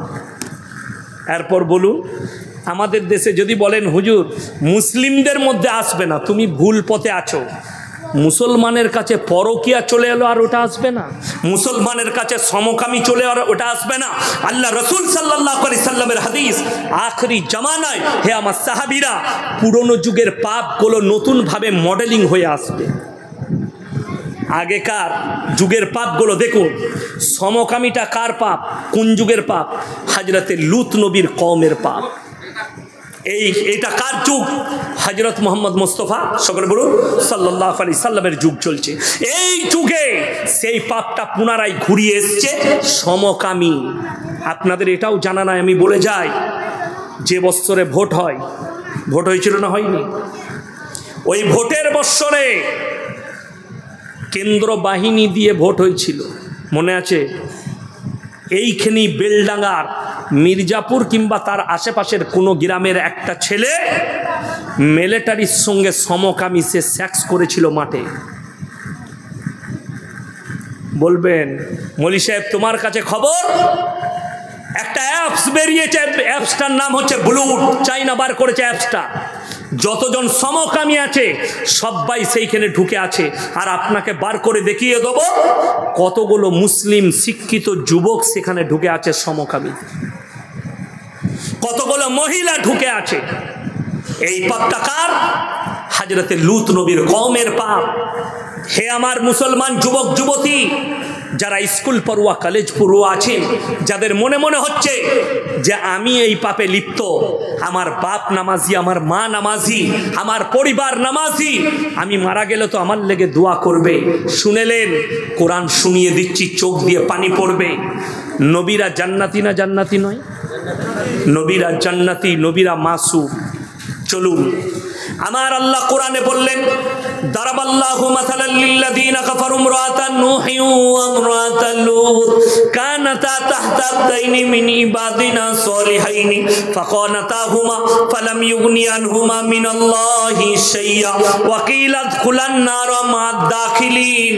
আমার দুজন উলুল আযম নবী, হাবিব পয়গম্বর নূহ নবী আর লূত নবী দুজনের বিবিকে জাহান্নামে দেব, তারা আটকাতে পারবে না। নূহ নবীর বিবির পাপ কি ছিল? নূহ নবীর বিবির পাপ হচ্ছে আল্লাহ ব্যতীত মাটির তৈরি, পাথরের তৈরি উপাসনা করা, পাথরের পুজো করা, অগ্নির পূজা করা। এটা ছিল নূহ নবীর কওমের কাজ। তাই লূত নবীর বিবি জাহান্নামে যাবে কোন অপরাধে? সে খালি বলেছিল আমার বাপ দাদুদের আমল থেকে আমরা সরব না, যেভাবে তারা মিলামিশা করে আমি ওইভাবে মিলামিশা করব। জোরে বলুন নাউজুবিল্লাহ। এই কারণে জাহান্নামে আল্লাহ লাকির টেনে দিয়েছে। যদি নবীর বিবি জাহান্নামে যায় আর নবী যদি আটকাতে না পারে, তুমি কোন ক্ষেতের মূলি যে তোমার বাপ নামাজি বলে তোমাকে জান্নাতে নিয়ে যাবে? তোমার মা তাহাজ্জুদ গুজার তোমাকে জান্নাতে নিয়ে যাবে এই পাপ করার পরে? লিখে নাও, তুমি জাহান্নামের রাস্তা অতিক্রম করবে। সাবধান হয়ে যাও। ওই জায়গাকে আল্লাহ ধ্বংস করে দিবে, ওই স্থানকে ধ্বংস করে দিবে। এটা পুরনো যুগের পাপ, আজকে মডেলিং হয়ে ফিরে এসছে। বেঈমান কাফেররা আপনার কাছে কতটা কামিয়াবি লাভ করেছে আপনাকে বলে দিই। বেলডাঙ্গা বাজারে বাস করছেন, দামি দামি কাপড়ের দোকান। আমার তো মনে হয় বেলডাঙ্গায় যত বড় বড় দোকান আছে আমার বর্ধমান টাউনে নেই। একটা হয়েছে ঝুমকা ক্লথ হাউস, বিরাট। আরও একটা আছে আপনার এইদিকে বড়পাড়া, আমি মাঝে মাঝে যাই, হাজি সাহেবের দোকান। এরকম বহু বড় কাপড়ের দোকান আছে। Laboni cloth house. শুনেলেন বেঈমানরা কি করেছে? আল্লাহ রসুলের হাদিস, পুরুষরা টাকনুর ওপরে কাপড় পরবে, এটা নবীজির সুন্নত।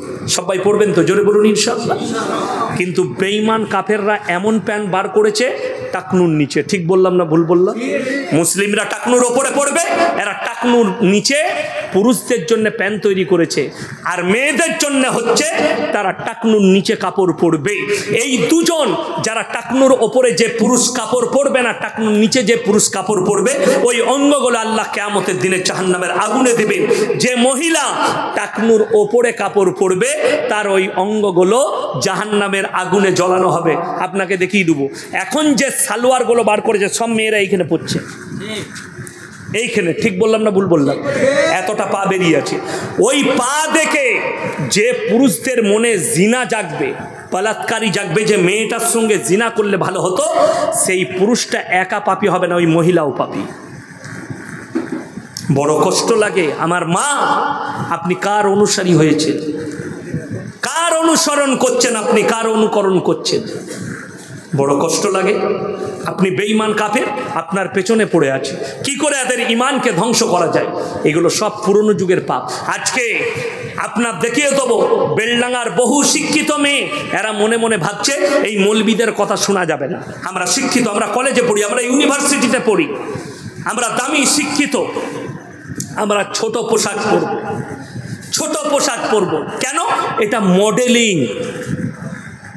ছোট পোশাক পরাটা যদি মডেলিং হয়, সব থেকে দামি মডেলিং হচ্ছে বেলডাঙ্গা থানার কুত্তাগুলো, যারা কোনো পোশাকই পরে। কথাটা বুঝতে পারেননি? যারা কোনো পোশাকই পরেনি। আপনি তো বেলডাঙ্গায় মাদ্রাসার গেটে যদি এই মনসুর ভাইয়ের দোকানে বসে থাকেন, বুঝতে পারবেন কতগুলো আউলিয়া আছে। আউলিয়া বুঝতে পারেননি? আল্লাহর বন্ধু, বুঝলেন? ও কেউ কেউ আছে এত ভালোবাসে গার্লফ্রেন্ডকে, গলায় হাত দিয়ে ঢুকছে কলেজ, বুঝলেন? গলায় হাত দিয়ে। আর এখন তো আমাদের আর কিছু করার নাই, হালাল প্রেম বেরোইছে, শুনেছেন আপনারা? এরা শুনে নাই, কিন্তু যারা জানে তারা হাসছে। হালাল প্রেম। রাতের বেলায় ফোন করছে, আসসালামু আলাইকুম, ভালো আছো? হ্যাঁ ভালো আছি। এটার নাম হালাল প্রেম। সারা রাত কথা বলছে প্রেমিকের সাথে। ফজরের সময় আজান হচ্ছে, তখন বলছে তোমাদের ওখানে আজান হচ্ছে? হ্যাঁ আমাদের মসজিদে তো আজান দিচ্ছে, নামাজ পড়বে না? হ্যাঁ তা নামাজ পড়বো, তুমিও পড়ে লাও শোনা। রাখছি। বলে হ্যাঁ তাহলে রেখে দিচ্ছি। তখন ছেলেটা বলছে রাখবে, তা একটা দিবে না? যারা বুঝে তারা হাসছে। কত গোলমাল আল্লাহ। ওই জন্যে তো আমি বলেছি হালাল প্রেম কখনো হালাল হয়? ওই বাংলাদেশের এক মাল বেরিয়েছে, তার নাম হচ্ছে আবরারুল হক আসিফ, প্রেম বিশেষজ্ঞ। এই যে কি জুতো খাবে কবরে আল্লাহ ছাড়া কেউ জানে না। আল্লাহ তাআলা এই ধরনের বদ্দিন আলেমদের কাছ থেকে সমাজকে হেফাজত করুন, যারা প্রেমকে হালাল বলতে চাইছে। প্রেম হালাল কোন প্রেমটা? মায়ের সঙ্গে, বাবার সঙ্গে, পরিবারের সঙ্গে, প্রতিবেশীর সঙ্গে, বোনের সঙ্গে, আত্মীয় স্বজনের সঙ্গে, স্ত্রীর সঙ্গে। কিন্তু তোমরা যেটা বলছো ওটা হারাম। সে আবার বলছে মানুষকে, মাইক নিয়ে সব স্টুডেন্টরা বসে আছে, সব জোড়া জোড়া লেগে, বলছে রাস্তায় যদি আপনি কোনো মেয়েকে দেখেন তো জাস্ট মনে করবেন ওটাই আপনার জন্য যথেষ্ট। আমি উত্তর দিয়েছি, আমি উত্তর দিয়েছি বাজারে যদি তোর মাকে দেখতে পাই আর আমার যদি মনে হয় এটাই ভালো লাগছে, তা বিয়ে দিয়ে দিবি? কষ্টের বিষয়, নাজায়েজ কথা, হারাম ভাষা। আল্লাহ কোরআনে বলেছে এক শ্রেণীর আলেম বের হবে কিয়ামতের পূর্বে, হুজুর বের হবে, তারা দ্বীনকে বিকৃত করবে আর তাদের দ্বারাই আল্লাহ জাহান্নামকে উদ্বোধন করবে। তাদের দ্বারাই। কেন? এরা দ্বীনকে বিকৃত করছে। শুনেলেন, কোনো মেয়েকে পছন্দ হলে আপনি প্রস্তাব পাঠাতে পারেন তার বাড়িতে জায়েজ তরিকায়, জায়েজ তরিকায়। তার কোনো পুরুষের সঙ্গে আপনি খোঁজ নিলেন যে মনসুর ভাইয়ের সঙ্গে আমার যোগাযোগ, ভাই আপনার বাড়ির পাশে অমুক আছে, তার একটা মেয়ে আছে, আমার ছেলেটার খুব পছন্দ, আপনি কথা বলে দেখুন, যদি বিয়ে দেয় তাহলে কথাবার্তা বলবো। এরা হচ্ছে জায়েজ তরিকা। আর নাজায়েজ তরিকা কি হইলেন, হঠাৎ দেখছে বেটা ঘর ঢুকছে, সাথে কে? বউ। বাপ বলছে এটা কেবে? কি করেছি? বউ এটা তোর? করলি কি করবে? আমি ভালোবাসতাম গো। মেয়ের বাপ দেখলে ছক্কা। ছক্কা মানে গাড়িও লাগবে না, কিছু লাগবে না, কি বুঝলেন? ফিরি ফিরি আর কোন লিবি? সমাজটা তো ওই করে ধ্বংস হয়েছে। আমি সেদিনে বর্ধমানে বলেছি, আমাদের মুসলমানরা যত কমে হবে তত লাভ। একটা স্কুল মাস্টার পড়াতে গেলে ইংরেজি পড়াবে, তার 500 টাকা বেতন, অঙ্ক পড়াবে তার 300 টাকা বেতন, আপনার জিওগ্রাফি পড়াবে 700 টাকা, ইংলিশ পড়াবে 800 টাকা, টিউশন মাস্টার, কোনো গায়ে লাগে না। আর মসজিদের ইমাম পৃথিবীর শ্রেষ্ঠ কিতাব কোরআন মজিদ পড়াবে, যদি বলে যে মাসে 20 টাকা দিও, তো বলে বেতন দিচ্ছি, আবার টাকা কিসে?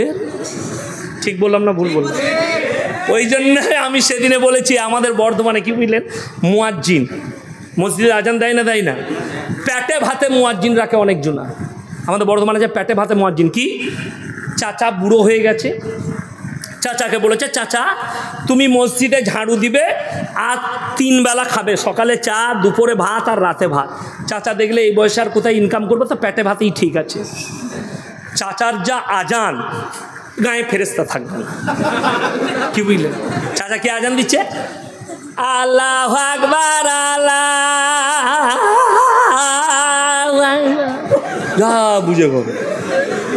আল্লাহ আল্লাহকে ভারত থেকে বাংলাদেশ ফজরের সময় আজান দিচ্ছে, আসসালাতু খায়রুম মিনান নাওম। যার নাম খয়র হচ্ছে খালা উঠে পড়েছে, আমাকে কে ডাকছিল? বুঝলেন? বিপদ এসে পেটে ভাতে মুয়াজ্জিন। আর যদি আপনি পয়সা দিয়ে মুয়াজ্জিন রাখেন, ভাই কোথায় পড়েছে? অমুক মাদ্রাসায়। কোথায় পড়েছে? বেনাদ্দ শিশু মাদ্রাসায়। আল্লাহু আকবার, আল্লাহু আকবার। বুঝতে পারলেন না? পারলেন না? দুটো আজানের পার্থক্য। আসসালাতু খায়রুম মিনান নাওম। চাচা আজান দিচ্ছে, সালাতু খায়রা, শেষ না, পেটে ভাতে মুয়াজ্জিন। মুসলমানরা যত সহজে, ওই রকমই এরা খালি চাইছে পেটে ভাতে কোনো মৌলবি পেলেই নামাজ পড়িয়ে দেবো, কোনো রকম মাথা ঠোকা হলেই হচ্ছে। বড় কষ্ট লাগে। হাই আল্লাহ, আমাকে যদি কেউ বলে ইমাম রাখবো, আমি সেদিনে বর্ধমানে বলেছি, আমাকে যদি ইমাম রাখতে চাও 3 লাখ টাকা বেতন লাগবে। একজন বলছে তোমাকে রাখবই না, আমি আমাকে পারবি না তো রাখতে। আমাকে বলছে হুজুর এত পয়সা লিখছেন জলসা করে, আমি 1 টাকা নেবো না, ফ্রি। বলে কেমন করে? আমি ইমামের বেতন 50,000 কর, আমি ফ্রি জলসা করব। আমি আর জলসাই করব না, ইমামতি করব। কথা বুঝতে পারে? সে তো জানে না যে তার থেকেও বেশি চালাক আমি। যখনই দেখবো ইমামের 50,000 বেতন হয়েছে, আমি আর জলসাই করব না, ইমামতি করব। ফ্রি জলসা করব, কাছে করে। আমার ভাই, দিনের ওপরে মহাব্বত নিয়ে আসুন। এই ব্রেনটা ছাড়া দুনিয়াতে যা কিছু আছে সব কিনা। ঠিক বললাম না ভুল বললাম? কলমটা কিনা, ব্রেনটা বাদ দিয়ে সব কিনা। যদি এই বুদ্ধি আর বিবেক কিনা যেত, সবাই বক্তা হয়ে যেত, সবাই ইয়াসিন হয়ে যেত, সবাই মুমতাজুল হয়ে যেত, সবাই মৌলবি শওকত হয়ে যেত, সবাই জাকির নায়েক হয়ে যেত। ঠিক কিনা? ব্রেন ছাড়া সব কিছু কিনতে পাওয়া যায়, যেটাই কিনবেন সব কিনা। খালি এই ইলিমটা ছাড়া যেটা হাসিল করা গেছে এটা পাবেন না, এটা আল্লাহর তরফ থেকে দান যারা ইলিম হাসিল করেছে। তাহলে আপনি কোরআনের জন্য যদি টাকা খরচ করতে না পারেন, তা আপনার জন্য দুঃখের ব্যাপার। এই মাদ্রাসা এই বানাদ্দাহ শিশু মাদ্রাসা আপনি দেখলেন ছাত্রদিকে, শুধু এটাই নয়, আপনি একদিন আসুন কিভাবে পড়াচ্ছে দেখে যান। হেড মোল্লার সঙ্গে যোগাযোগ করুন, মাদ্রাসা সেক্রেটারির সাথে যোগাযোগ করুন, কমিটির সাথে। ভাই আপনার মাদ্রাসা পরিদর্শন করতে এসেছি। আমার যখন জলসা থাকে না, আমি তখন বিভিন্ন মিশন ইংলিশ মিডিয়াম আমি পরিদর্শনে যাই, তারা কিভাবে পরিকাঠামো করছে, কিভাবে খাওয়াচ্ছে। আমি আমাদের বাঁকুড়ায় একটা মিশন আছে, আলামিন মিশন, বাঁকুড়া কাঁটাদিঘিতে, আমি একবার গেছি, সেখানে খাওয়া দাওয়াও করেছি। তাদের পরিবেশ দেখলাম, নামাজের পরিবেশ, ছেলেদিকে কোরআন শিক্ষা দেওয়া হয়, মৌলবি রেখেছে 3টে, তাদেরকে দিনী শিক্ষা দেওয়া হয়, খুব ভালো লাগলো। খলকপুরা আলামিন মিশন। আমার ভাই, ওই জন্য আপনাদেরকে বলে যাচ্ছি, সবাই দিনের প্রতি মহব্বত আনবো, জোরে বলুন ইনশাআল্লাহ।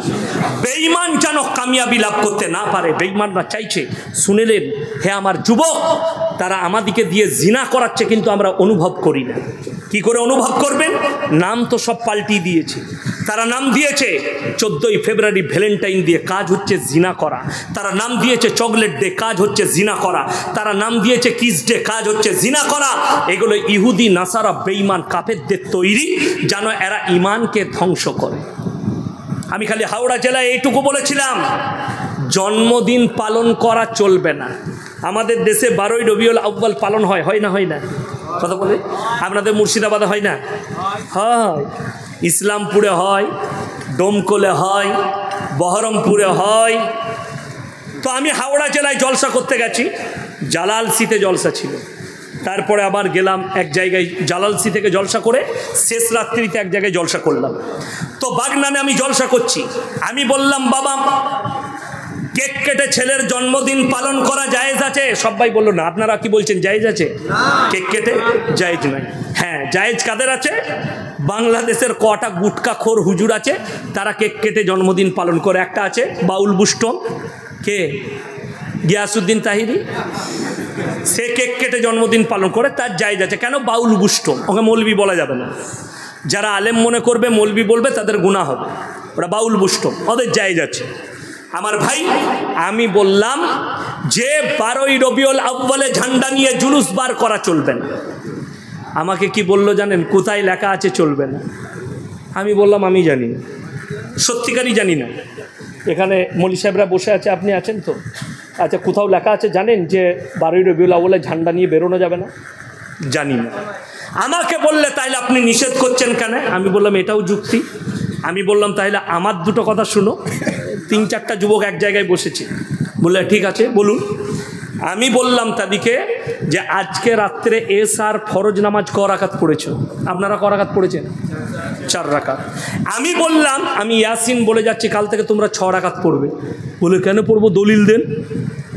আমি বললাম, বলছে নবীর মহাব্বতে ইশকে, মানে গুটকাখোর জিলাপি হুজুররা বলছে নবীর মহাব্বতে জুলুস বার করি। আমি বললাম এ হারাম কর, আল্লাহর মহাব্বতে 2 রাকাত বেশি নামাজ পড়া যাবে না? কথা বলে না? যদি নবীর মহাব্বতে জুলুস বার করা যায়, কোরআন হাদিসে না থাকলেও, সাহাবীদের আমলে না থাকলেও, রসুলের আমলে না থাকলেও, তাহলে আল্লাহর মহব্বতে 2 রাকাত বেশি নামাজ পড়তে পারবি না? ওটা তো আল্লাহর মহব্বত, যদি এটা রসুলের মহব্বত হয়। বলছে দলিল চাই। আমরা আচ্ছা, আমি বললাম এই জায়গাটা কার? আমি যদি বলি আমার, দলিল কে দিবে? কথা বলে না? আমি দেবো না? আমার কাছে দলিল চাইবেন না? আমি যদি বলি আমার বাপের নয়, এরকম একটা দলিল দাও, আমাকে পাগলখানায় নিয়ে যাবেন না? মালটার মাথাটা চলে গেছে। তো আমি বললাম জুলুস তুমি বার করছো, দলিল আমি কেন দেবো? তুমি দলিল দিবে কোথায় আছে? 4 জন খলিফা চলে গেছে, তারা তাদের জীবন দশায় কোনোদিন 12ই রবিউল আউয়ালের জুলুস বার করেনি, তারা কোনোদিন জন্মদিন পালন করেনি। তারপরে যতগুলো সাহাবি চলে গেছে, 4 জন ইমাম, আমি চ্যালেঞ্জ ছুড়ে গেলাম এখানে, ইমাম আবু হানিফা রাহিমাহুল্লাহ, ইমাম শাফি, ইমাম মালিক, ইমাম হাম্বল, এদের 4 জনের জীবনীতে কোনো মৌলবি যদি বার করতে পারে যে এরা 12ই রবিউল আউয়াল পালন করেছে, আমি জীবনে আর বক্তব্য দেবো না। এরা করলো না। আর তুমি বলছো ইমাম আবু হানিফাকে মানি, কিন্তু তোমার থেকে বড় দুশ্মন কেউ নেই ইমাম আবু হানিফা। কেন? তিনি কোনোদিন করেননি, অথচ তুমি বার করেছো। এটা কে বার করেছে? কোন জিলাপি, কোন গুটকাখোর হুজুর বার করে দিয়েছে? মানুষ দিন মনে করে এটা করছে। বেনামাজির হাতে জবাইকৃত পশু খাওয়া যাবে কি? খাওয়া যাবে? বেনামাজিরা খাবে? কথাটা বুঝতে পেরেছেন না পারেননি? বেনামাজির হাতে জবাই করা মাংস কে খাবে? বেনামাজিরা খাবে। আমি কেন খেতে যাব? অনেকজন বলে, দেখুন মুরগি জবাই করে বিক্রি হয় না? গরু জবাই করে বিক্রি করে না? অনেক গ্রামে দেখবেন আছে ইমামরা জবাই করে না? আমার গ্রামে আছে, হয় মাদ্রাসার শিক্ষককে ডেকে নিয়ে যায়, নাহলে একজন 5 ওয়াক্তের নামাজি ব্যক্তি জবাই করে কি গরু। অনেকজন কি বলেছেন, প্রত্যেক দিন গরু জবাই করলে গুনাহ হবে, তা কাটা মাংস খাবি তুই? কথা বলে না? যদি প্রত্যেক দিন গরু জবাই করা না যায়, আর তোর যদি মাংস দরকার পড়ে, কি খাবি? কাটা মাংস খাবি তো? শুনেলেন, গরু জবাহ করে 5 ওয়াক্তের নামাজি যদি বিসমিল্লাহ আল্লাহু আকবার বলে গরু জবাহ করে মাংস বিক্রি করে, এতে নেকি আছে। জোরে বলুন সুবহানাল্লাহ। যে মুরগিওয়ালা মুরগি জবাহ করছে, তাকে নামাজি হওয়া জরুরি। আল্লাহর রসুলের হাদিস কেন বলে দিই, খাওয়া যাবে না কেন বললাম? যে যার নামাজ নাই, নবীজি বললেন তার মধ্যে ইসলাম নেই। কি বললাম? যার নামাজ নেই, নবীজির হাদিস, তার মধ্যে ইসলাম নেই। এরপরে আপনার বিচার, আপনি আরে জবাই করা তো দূরের কথা, আমাদের দেশের ছেলেরা হোটেলে মদ খায়, তারপরে মুরগি খেতে গেলে জিজ্ঞেস করে দাদা এটা জবাই না কাটা? আমরা মার হারাম করকে জুতো করে হারাম খাচ্ছে, আবার ওটাকে জিজ্ঞেস করছে। এবার দুটোই তো এক, জিজ্ঞেস করে আর কি করবি? আমাদের মুসলমানদের দশা সেরকম। দেখে না কে জবাই করেছে, দাদা 1 কিলো মাংস দাও, তবে কে জবাই করলো দেখ। গাঁজাখোর করেছে না মাতাল করেছে? আমি মুরগির মাংস আনতে গেলে নিজে জবাই করি। কে করে? আমি যদি চোখে না দেখি, আমি নিজে জবাই করি। আমি জবাই করে দিচ্ছি, ছাড়িয়ে মাংসটা দে। আর গরুর মাংস তার কাছে নিই যার কাছে আমার মাদ্রাসার শিক্ষক জবাই করে, তার কাছে আমি গরুর মাংস। আপনিও নেবেন। যাই হোক আমার ভাই, আপনারা সবাই দিনের ওপরে মহব্বত করবেন। জোরে বলুন ইনশাআল্লাহ। নামাজ হাত তুলে বলুন তো, কেউ ছাড়বো না। জোরে বলুন ইনশাআল্লাহ। সবাই হাত তুলেন, জোরে বলুন ইনশাআল্লাহ। বেঈমান কাফেরদের চক্রান্তকে আমরা বেফল করে দেবো। জোরে বলুন ইনশাআল্লাহ। কোরআনের সঙ্গে কে কে মহব্বত করবেন হাত তুলেন, জোরে বলুন ইনশাআল্লাহ।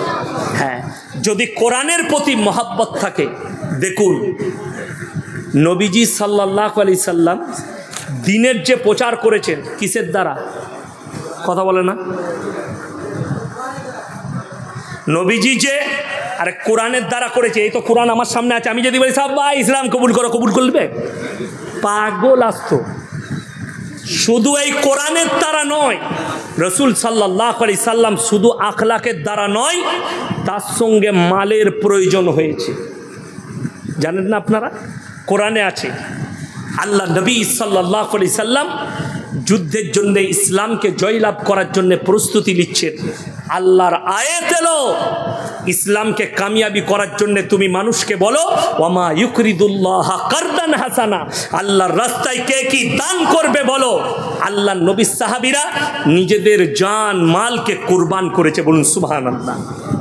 তারপরে ইসলাম কামিয়াব লাভ করেছে। যুদ্ধের জন্য অর্থের প্রয়োজন হয়েছে ইসলামের জন্যে। আজকে যে মাদ্রাসা আছে শুধু আপনার দোয়ার দ্বারা চলবে না, শুধু জলসার দ্বারা চলবে না, শুধু দানের দ্বারা চলবে না, আপনার মেহনত থাকতে হবে, দান থাকতে হবে, সব কিছু থাকতে হবে। আমার ভাই আমি বলবো 500 করে টাকা 50 জন ব্যক্তি কে কে আছেন কোরআনের জন্য দিবেন, তাড়াতাড়ি লগত হাত তুলে আমার কাছে উঠে আসুন, হাত মিলান, 500 করে টাকা দেন। আমি মুসাফির মানুষ, আমার চক্করটা শুনেলেন। আজকে আমি 250 কিলোমিটার ঘুরেছি। কত কিলোমিটার বললাম? 250। এখান থেকে আমি যাব, আমি ভাইকে শোনাচ্ছিলাম ফজরের পরে দিনের বেলায় আমার প্রোগ্রাম আছে কোথায়, একবারই হাওড়া বাঁকড়ার কাছে আমার প্রোগ্রাম আছে, কাঠালিয়ায়। মাশাআল্লাহ 2 জন হয়েছে। ভাই এটা ধরুন তো একবার, এটা ধরুন একবার, 2 জন ভাই তাড়াতাড়ি উঠে আসুন। আবার আমি কালকে ওখান থেকে বেলডাঙ্গা আসবো, কি বুঝলেন আমার ভাই? 2 জন হয়েছে, আমি 50 জন চেয়েছি। তাড়াতাড়ি, যদি পকেটে পয়সা না থাকে ফোনপে আছে, ফোনপেতে মেরে দেন, ফোনপেতে মেরে দেন। 50 জন ব্যক্তি আমি বলেছি, তাড়াতাড়ি, মাত্র 2 জন হয়েছে। মায়েদের মধ্যে যদি কেউ থাকেন তাড়াতাড়ি পাঠান, মাত্র 500 করে কোরআনের মহাব্বতে কে